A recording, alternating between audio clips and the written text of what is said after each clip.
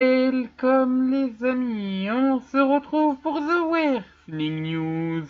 Au programme du jour, nous allons parler tout d'abord de Kenny Omega qui a lancé un challenge assez intéressant mais surtout assez surprenant à la WWE.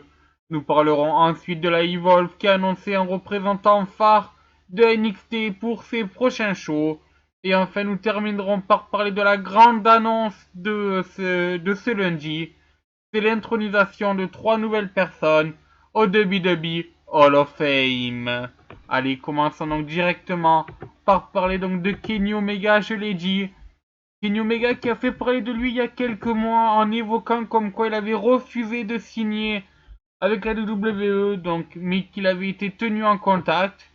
Il s'est justement réexprimé une nouvelle fois sur ce sujet-là lors d'une longue interview à Rolling Stone.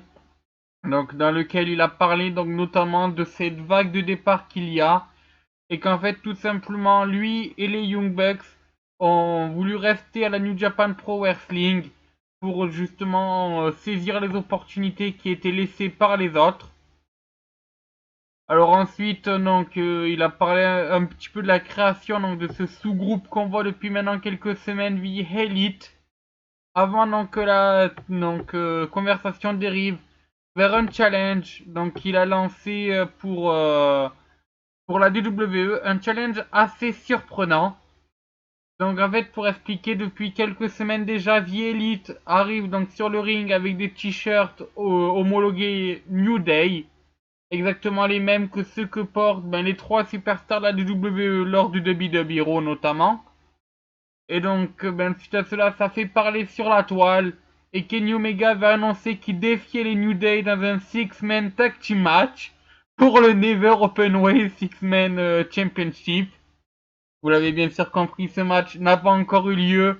Mais justement, Kenny Omega a lancé ce défi. Il a dit qu'il tendait une main à la WWE pour que ce match ait lieu, qu'il serait capable d'accepter que les matchs se déroulent aux États-Unis ou au Japon, et que ça soit dans les termes de la WWE s'il le faut.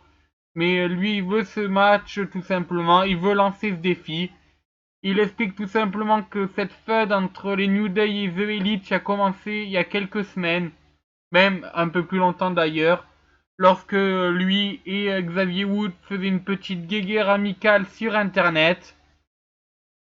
Et à ce moment-là, Kenny Omega avait dit qu'il avait un adversaire pour Xavier Wood sur sa chaîne Up Up Down Down.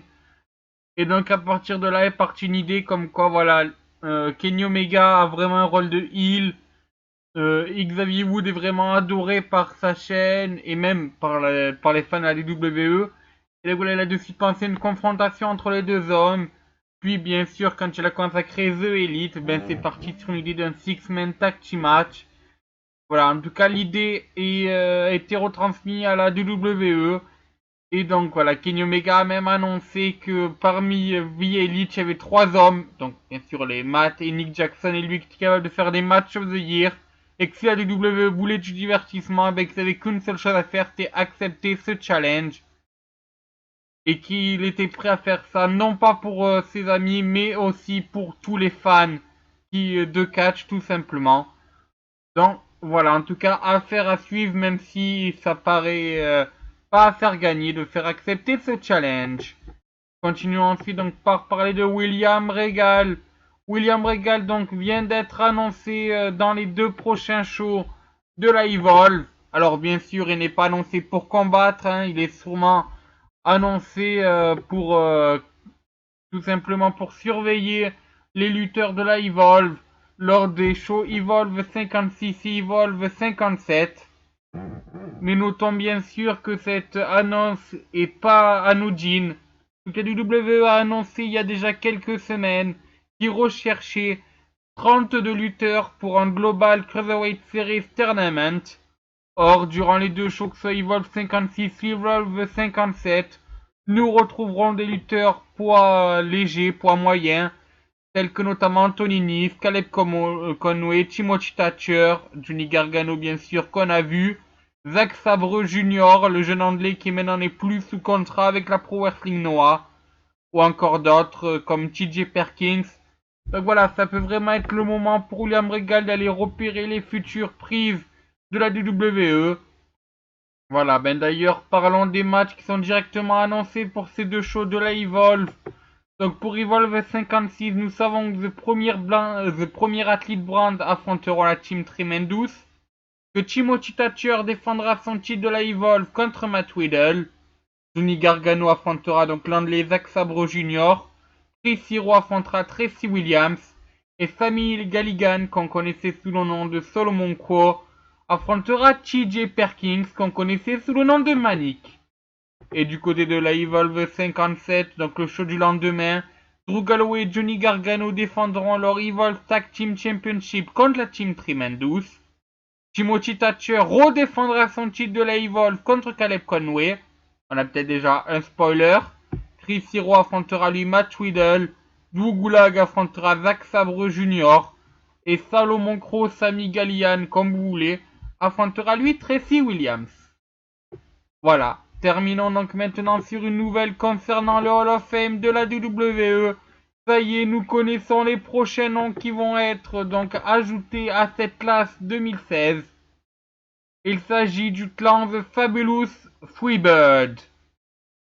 Pour vous faire un petit topo historique, The Fabulous Freebird a été créé en 1979 par Michael Hayes, Dewey Gorgie et Buddy Roberts. Donc très rapidement, ils sont devenus des babyface de la NWA et ont notamment instauré ce qu'on appelle maintenant le Freebird Rules, qui permet par exemple à Xavier Woods de défendre son titre par équipe de la WWE alors qu'il n'a pas été dans le match pour gagner le match.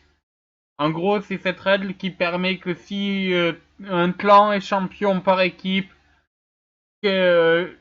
quels que soient les membres qui défendent ce titre, si c'est dans le même clan, ils peuvent défendre le titre. C'est ça que je dis, Xavier Woods peut défendre le titre par équipe.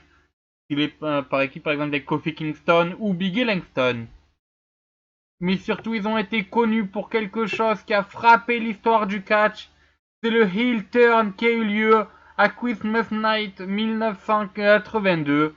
La raison à cela, c'est tout simplement qu'il y avait un match entre les deux héros locaux, Kerry Von Erich et le New Boy Ric Flair. Et donc c'est à ce moment-là où Yes a fait tout simplement un heel turn en assommant Flair. Et Terry Gordy assomme à lui Von Erich en lui fermant la porte de la cage sur le crâne. Et tout simplement, cela était légendaire parce que à l'époque, le kayfabe n'était pas encore brisé. Et voilà, tout simplement, il y a eu une haine viscérale qui s'est très vite créée de la part des fans envers ce clan. Et donc, qui a permis de rendre ce heel turn un des heel turns les plus mémorables de la WWE. Mais, enfin, du catch même, tout simplement. Donc voilà, c'est vraiment ça qui a marqué les Fabulous Freebirds, qui ont vraiment marqué l'histoire du catch. Donc voilà, bienvenue à eux dans cette classe 2016 du Hall of Fame. Allez, sur ce que se termine le Wrestling News. Demain, vous retrouverez Sioni Jean. Et sur ce, moi je vous dis à bonsoir les amis.